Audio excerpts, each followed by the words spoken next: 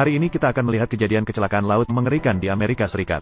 Tanggal 30 September tahun 2015. Sebuah kapal dengan panjang 241 meter. Sebuah kapal kontainer raksasa memuat 11.000 ton kargo. Alvaro sedang berlayar di Laut Besar Atlantik. Rutenya seharusnya dari Jacksonville, Florida, menuju ibu kota Puerto Rico, San Juan. Ada 391 kontainer yang dipasang di dek. Di dalam ruang kargo terdapat 505 truk dan mobil.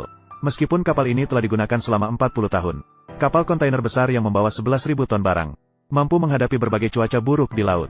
Namun hari ini kapal akan menghadapi bencana besar. Saat itu ada 33 orang di dalamnya. Kaptennya bernama Mike Davidson. Dengan pengalaman pelayaran lebih dari 24 tahun. Cuaca hari itu tidak begitu bagus. Namun lambung kapal masih kokoh dan kedap. Para kru juga menerima berita ini dari pusat meteorologi.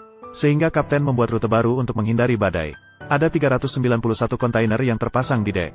Kemudian dia pergi menonton TV untuk istirahat. Daniel, yang berusia 34 tahun, adalah perwira kedua. Sekarang dia bertanggung jawab atas kapal. Beberapa jam pertama, di laut, hanya angin yang agak kencang. Namun sekitar pukul 1 dini hari, badai kategori 1 bernama Joaquin sedang bergerak di Atlantik. Mereka tiba-tiba berada di tepi badai. Gelombang besar mulai memukul keras bagian depan kapal. Badan kapal mulai miring perlahan. Dan terdengar suara getaran. Gelombang laut besar bahkan membuat kapal tidak bisa melaju. Kemudian, rute ini akan menjaga jarak aman dengan badai di utara.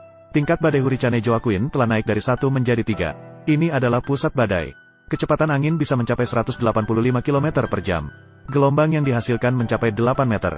Gelombang terbesar bahkan bisa tiba-tiba mencapai 17 meter. Karena khawatir rute semula tidak aman lagi, asisten kapten membangunkan kapten yang sedang tidur. Setelah telepon diangkat, asisten kapten menyarankan kapal untuk berbelok ke selatan. Kemudian berputar dan menuju ke pantai Saint Lucia. Namun kapten menolak setelah melihat peta cuaca. Dia merasa posisi badai masih jauh. Maka awak kapal terpaksa melanjutkan pelayaran sesuai rute yang ditentukan kapten. Padahal yang tidak dia ketahui, sebuah bencana akan tak terhindarkan menimpa mereka. Dengan cepat, badan kapal mulai miring ke kanan.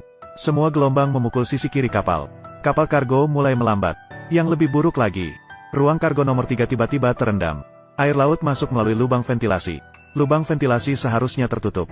Namun entah mengapa terbuka. Mobil di ruang kargo lepas dari rantai pengunci. Mulai berputar-putar di dalam kabin. Dalam situasi ini, tidak mungkin bagi orang untuk menutup lubang ventilasi. Oleh karena itu kapten memutuskan untuk memutar kapal 180 derajat. Sehingga kapal akan miring ke sisi lain di bawah pengaruh ombak. Dan lubang ventilasi pun bisa ditutup. Setelah berputar kepala, air tidak lagi masuk. Namun mesin utama tiba-tiba berhenti tanpa alasan yang jelas. Meskipun dihidupkan kembali beberapa kali, tidak ada respons. Kapal yang kehilangan tenaga tidak akan bisa melawan angin dan ombak lagi. Sekarang kapal Alvaro hanya bisa terombang-ambing oleh badai. Kapal raksasa berbobot puluhan ribu ton ini akhirnya tidak tahan. Badan kapal mulai miring.